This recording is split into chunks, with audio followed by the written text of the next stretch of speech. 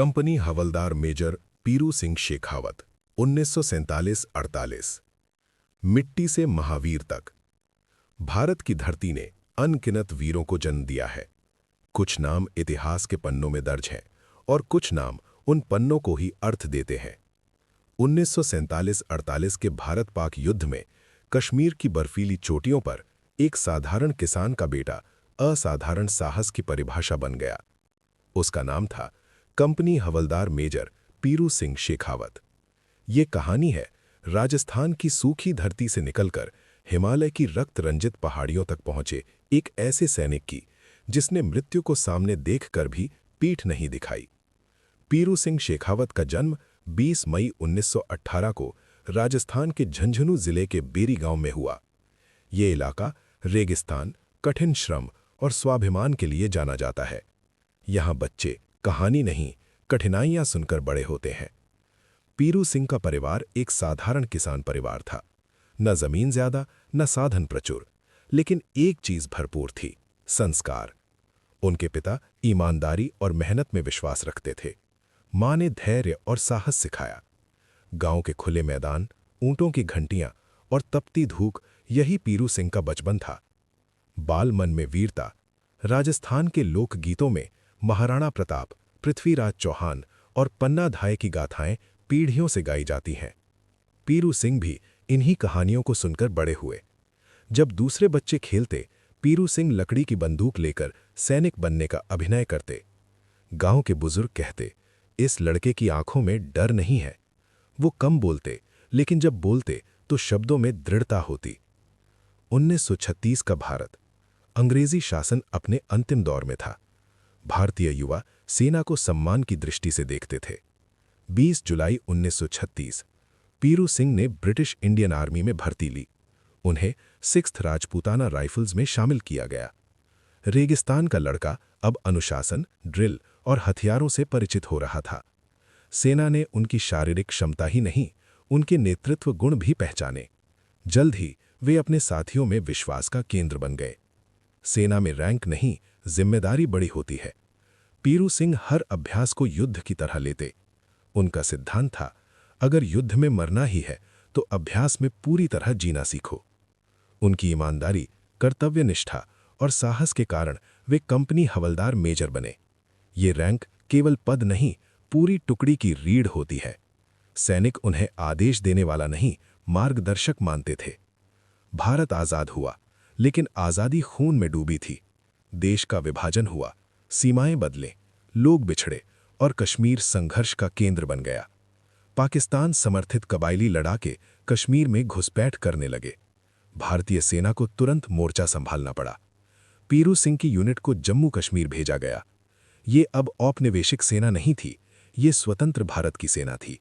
और पीरू सिंह जानते थे, अब लड़ाई केवल आदेश की नहीं, मातृभूमि की है। कश्मीर का तिथवाल सेक्टर, ऊंची पहाड़ियां, संकीर्ण रास्ते, चारों ओर बर्फ।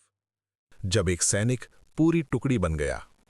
इतिहास में कुछ दिन सिर्फ तारीख नहीं होते, वे परीक्षा होते हैं। 18 जुलाई 1948 ऐसा ही एक दिन था।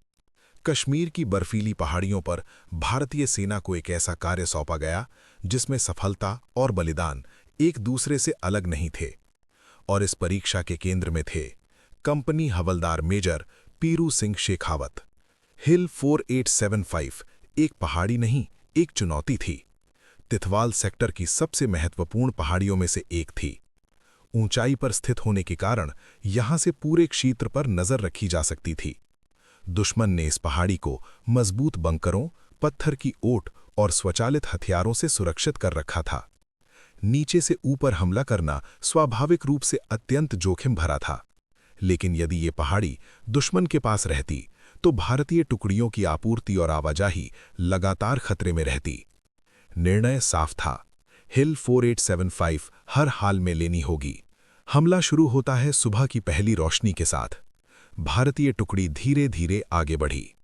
बर्फ में पैर धंसते, सांसें तेज होती और हर कदम मौत के करीब ले जाता। जैसे ही टुकड़ी ने पहाड़ी के मध्य भाग को छुआ, दुश्मन की ओर से भीषण गोलीबारी शुरू हो गई। चारों ओर से गोलियों की आवाजें, पत्थरों से टकराती धातु और बर्फ में गिरते साए। कुछ जवान आगे बढ़ते हुए रुक गए। ये कोई कायरता नहीं थी, ये मानवीय प्रतिक्रिया थी। पीरू सिंह का निर्णय। यही पीरू सिंह ने वो किया जो उन्हें साधारण सैनिक से असाधारण नायक बनाता है। उन्होंने देखा, अगर अभी नेतृत्व नहीं लिया गया तो हमला विफल हो जाएगा। बिना किसी आदेश का इंतजार किए वे आगे बढ़े। उन्होंने अपने जवानों से कहा, जो मेरे साथ चलेगा वो सुरक्षित नहीं लेकिन अमर होगा। ये कोई नारा नहीं था, ये विश्वास था। एक एक बंकर की ओर। पीरू सिंह पहले दुश्मन बंकर की ओर बढ़े। तेज गोलीबारी के बीच वे आगे बढ़ते गए। उनके पीछे कुछ जवान उठे, लेकिन भारी आग के कारण कई रुक गए। पीरू सिंह अकेले ही पहले बंकर के पास पहुंचे और उसे निष्क्रिय किया। बिना रुके वे दूसरे बंकर की ओर बढ़े। अब दुश्मन समझ चुका था, ये कोई सामान्य हमला नहीं है। घायल लेकिन अडिग। आगे बढ़ते हुए पीरू सिंह घायल हो गए। दर्द था, खून बह रहा था, लेकिन रुकना उनके स्वभाव में नहीं था। उनके पास पीछे हटने का पूरा कारण था, लेकिन उन्होंने पीछे मुड़कर नहीं देखा। उन्होंने अपने हथियार को थामा, सांस को नियंत्रित किया और आगे बढ़े। हर कदम इच्छा शक्ति का प्रमाण था। अध्याय 6। अंतिम बंकर। अब केवल एक अंतिम बंकर बचा था। ये सबसे मजबूत था और सबसे खतरनाक भी। पीरू सिंह जानते थे, अगर ये बंकर गिर गया तो पहाड़ी भारत की होगी। उन्होंने अपने शेष बल को समेटा और अंतिम प्रयास किया।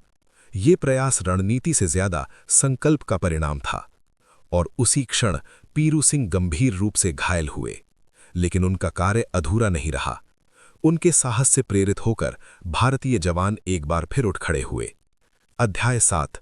विजय की कीमत। पीरू सिंह अब आगे नहीं बढ़ सके, लेकिन उनकी राह बाकी टुकड़ी ने पूरी की। हिल 4875 अंततः भारतीय सेना के नियंत्रण में आ गई। वो पहाड़ी परमवीर जो कभी नहीं मरते। कुछ वीर युद्ध जीतते हैं, कुछ वीर इतिहास, और कुछ ऐसे होते हैं जो राष्ट्र की आत्मा में हमेशा के लिए बस जाते हैं। पीरू सिंह शेखावत उनमें से एक थे। युद्ध के बाद की खामोशी। हिल 4875 अब शांत थी। गोलियों की आवाज हवा में खो चुकी थी, लेकिन उस शांति में एक भारीपन था। भारतीय सैनिक जानते थे, इस विजय की कीमत बहुत बड़ी थी। उनके बीच वो व्यक्ति नहीं था जिसने उन्हें आगे बढ़ने का साहस दिया था।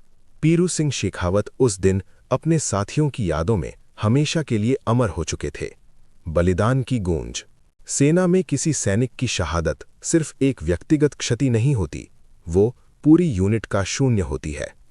पीरू सिंह के बलिदान की खबर तेजी से सेना मुख्यालय तक पहुंची। वरिष्ठ अधिकारियों ने इस कार्यवाही को असाधारण साहस का उदाहरण माना। ये स्पष्ट था, जो किया गया वो कर्तव्य से परे था। परमवीर चक्र। भारत सरकार ने पीरू सिंह शेखावत को परमवीर चक्र से सम्मानित करने का निर्णय लिया। ये सम्मान स्वतंत्र भारत का सर्वोच्च वीरता पुरस्कार है। ये उन सैनिकों को दिया जाता है जो कर्तव्य से परे जाकर अद्वितीय साहस का प्रदर्शन करें। पीरू सिंह ये पुरस्कार मरणोपरांत पाने वाले वीरों में शामिल हुए। उनका नाम अब केवल एक सैनिक का नाम नहीं था, वो परमवीर की पहचान बन चुका था। घर तक पहुंची खबर। राजस्थान के बेरी गांव में जब ये समाचार पहुंचा तो वातावरण मौन हो गया। कोई शोर नहीं, कोई विलाप नहीं, केवल गर्व और आंसू। उनके माता पिता जानते थे, उन्होंने बेटा खोया है, लेकिन राष्ट्र ने रक्षक पाया है। गांव के लोग आज भी कहते हैं कि पीरू सिंह कभी गया ही नहीं। सेना में अमर नाम। 6th राजपुताना राइफल्स आज भी पीरू सिंह का नाम सम्मान से लेती है। प्रशिक्षण के दौरान उनकी कहानी नए सैनिकों को सुनाई जाती है। ये कहानी ये नहीं सिखाती कि कैसे मरना है, ये सिखाती है कि कैसे कर्तव्य निभाना है। राष्ट्र की स्मृति में। भारत में कई सैन्य संस्थान, सड़कें और स्मारक उनके नाम पर है, लेकिन सबसे बड़ा स्मारक वो प्रेरणा है जो हर सैनिक के मन में जीवित है। जब भी कोई जवान कठिन निर्णय लेता है तो कहीं न कहीं पीरू सिंह की कहानी उसके साथ होती है। परमवीर का अर्थ। परमवीर का अर्थ है सर्वोच्च साहसी, लेकिन ये साहस हथियारों में नहीं होता, ये चरित्र में होता है। पीरू सिंह न तो राजा थे, न ही किसी विशेष कुल से। वे एक साधारण किसान के बेटे थे, और यही उनकी कहानी को असाधारण बनाता है। समापन। अमरता। पीरू सिंह शेखावत आज हमारे बीच नहीं है, लेकिन उनकी गाथा हर उस जगह जीवित है जहां कोई सैनिक देश के लिए खड़ा होता है।